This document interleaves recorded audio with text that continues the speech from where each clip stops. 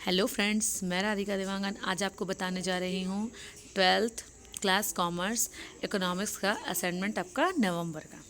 First question है आपका, market price always tend to be equal to the normal price explain. तो इसका answer आपका है the market price is short term, the normal price is long term, market value is the price at which goods are actually and sold in the market. The normal price is the imaginary value. The market price always revolves around the normal price. It cannot remain too high or too low from the normal price for a long time. The normal price is determined in the long run by the permanent equilibrium of demand and supply. The address market price tend to be equal to normal price. Market price market price क्या होता है? Market price जो होता है market में available, जो market में चलता रहता है वो प्राइस आपका मार्केट प्राइस होता है। नॉर्मल प्राइस मतलब एक इक्वलेंट होता है, केवल वो आपका क्या होता है, इमेजिनेशन होता है।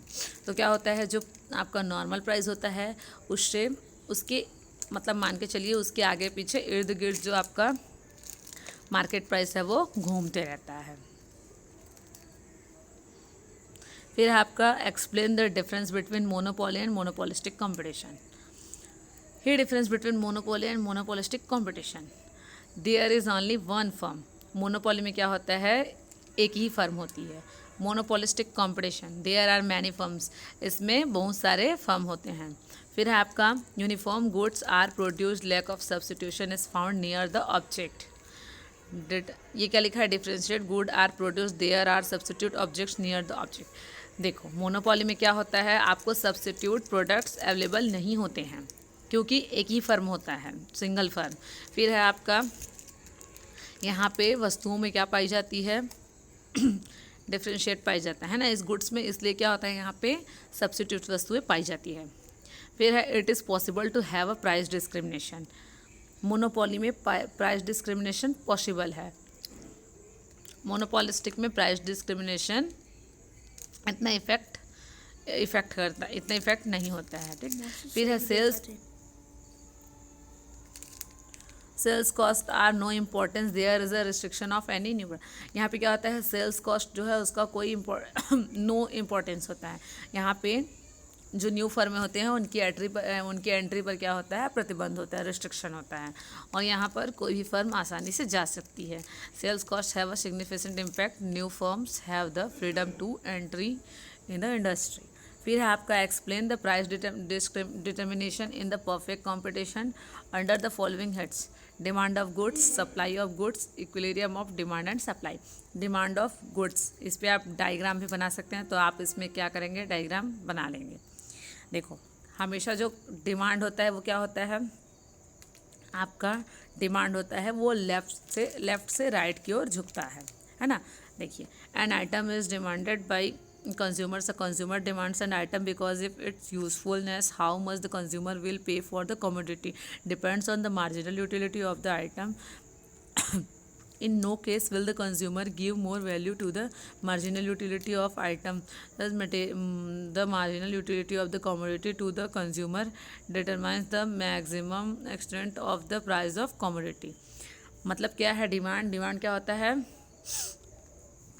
कोई भी पर्सन जो रहता है उसको उससे क्या है, यूज़फुल है उसके लिए, है ना, और जिससे उसको क्या मिल रहा है, मार्जिनल यूटिलिटी। तो वो क्या कर रहे हैं, जितना डिमांड कर रहे हैं वो क्या होता है, डिमांड ऑफ गुड्स होता है। फिर है supply of goods, an item is supplied by the producer, since the producer has to bear some cost in the production of the commodity, he would like to get at the value his commodity at least equal to. अब यहाँ पे क्या है, supply. Market में जो एक price रहता है उस पर आप कितना सप्लाई कर सकते हैं और वहाँ पर डिमांड कितनी, उस हिसाब के आप क्या करते हैं, सप्लाई करते हैं।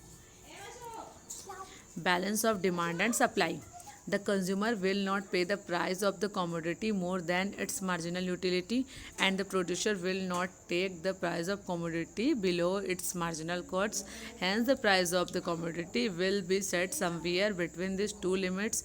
It's buyer tries to make sure that or she has to pay at least the price of the item. Every seller tries to get the best price for the item. In such a situation, the Bargain goes on the buyer and seller, and the powers of demand and supply work in opposite direction. Lastly, the price of the item, it is the determined at the point where the quantity demand of the, है ना। आप इस point को पूरा पढ़ लेंगे। अब देखिए जहाँ पर क्या होता है, गुड्स का डिमांड होता है और गुड्स का सप्लाई होता है। तो यहाँ पर क्या होता है, जो दोनों रेखा होती है डिमांड और सप्लाई, है ना, दोनों रेखा क्या होती है, जहाँ पर दोनों एक दूसरे को क्या करती है, टच करती है ना। वो पॉइंट आपका क्या होता है, फर्म्स इक्विलिब्रियम। वहाँ पर क्या होता है, मूल्य में बैलेंस होता है, डिमांड एंड सप्लाई में बैलेंस होता है। फिर describe the factors which affecting the extension of market, factors influencing market expansion. The expansion of the commodity market depends on two things: the properties of the object, internal conditions of the country. ये क्या है, object, और ये क्या है आपका, internal conditions of the country. Board demand for goods, the market expansion shrinking commodity depends on the demand that commodity wide the demand, है ना। जिस चीज़ का डिमांड ज़्यादा होगा वो क्या होगा आपका, उसका मार्केट वाइड होगा, वाइडर होगा, ठीक है। एडवोकेट सप्लाई ऑफ गुड्स, अब देखिए जैसे हमारी सप्लाई क्या होगी, नेशनल इंटरनेशनल, उसके हिसाब से आपका मार्केट क्या होगा, ग्रोथ करेगा। फिर है ड्यूरेबिलिटी ऑफ गुड्स, गुड्स का ड्यूरेशन कितना है ये भी डिपेंड करता है आपका। The market segment of durable goods at wide, जो ड्यूरेबल गुड्स का मार्केट होता है वो क्या होता है आपका, वाइडेबल होता है। फिर आपका इंटरनल फ्रेंडशिप एंड कोऑपरेशन, अब देखिए आपका दूसरी कंट्री के साथ कैसा बनता है ये भी मैटर करता है आपका क्या, डेवलपिंग के लिए। Means of transport and good communication. फिर आप देख लेंगे ये सारे पॉइंट्स को। धन्यवाद।